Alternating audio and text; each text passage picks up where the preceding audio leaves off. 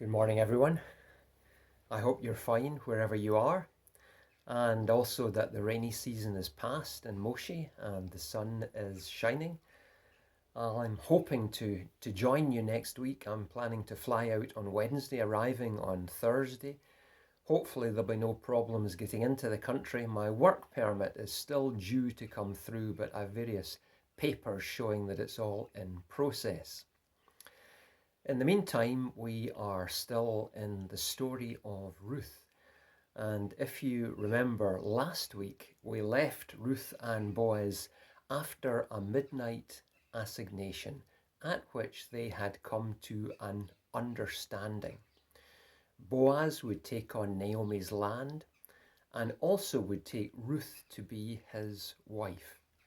Now, their eldest son would inherit the family property in the name of Elimelech and Mahlon, although they were both dead, to help their name to continue in the family line of ancient Israel. So it was a responsibility on Boaz's part, but it was one that he was willing and happy to take on. After this understanding, they would have both lain down in the darkness with their own thoughts, thinking of a surprising and an interesting future that lay ahead. It's interesting to see the way that doors swing open when things are right. This was God's plan for them.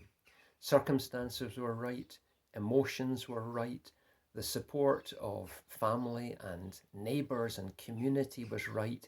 Everything clicked into place. And I think that's what happens when we're in the will of God and when He is furthering His purposes through us and for us. So, no doubt the adrenaline was flowing and the imagination was working, but also there was a sense of happiness and anticipation. Well, in the morning, while it was still dark, neither Boaz nor Ruth wanted a scandal or misunderstanding. Boaz loaded up Ruth with 4 measures of barley. It wasn't exactly an engagement ring, but nevertheless, it showed a considerable warmth and understanding. And off she went back to Naomi. And she told Naomi all that had transpired. And Naomi said, "Now it is out of your hands, Ruth. Now the men will decide." It's a wonderful thing when we know that we've done everything humanly possible, when we've done all that we can, and we leave things to work out for themselves under God's providence.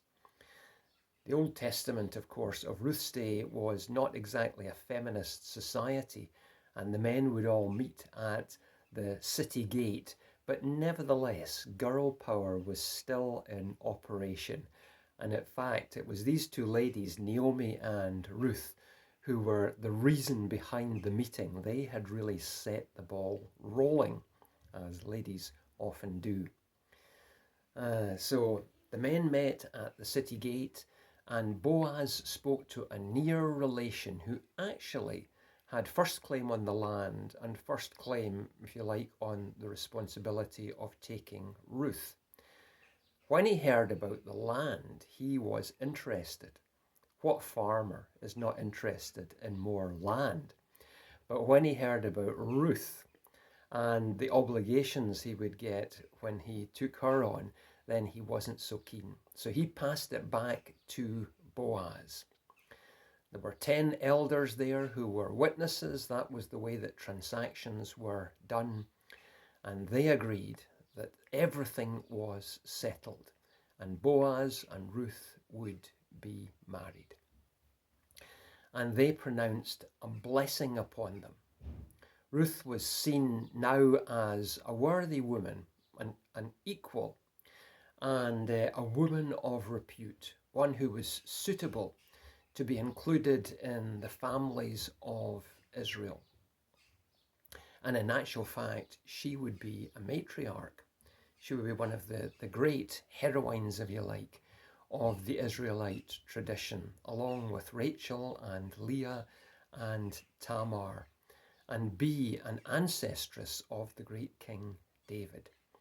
And so we have, although the story is not finished yet, and we have one more talk to go, so we have what looks like a very happy ending for two people, in fact for three people, in fact for a whole community, and even for a whole world, because of the good that came about through this relationship was right, in which two mature and faithful and good people did things the right way. And when we do things in the right way and in the right time, then they work out right in the end. And that is what is happening for Ruth and Boaz. Bye for now.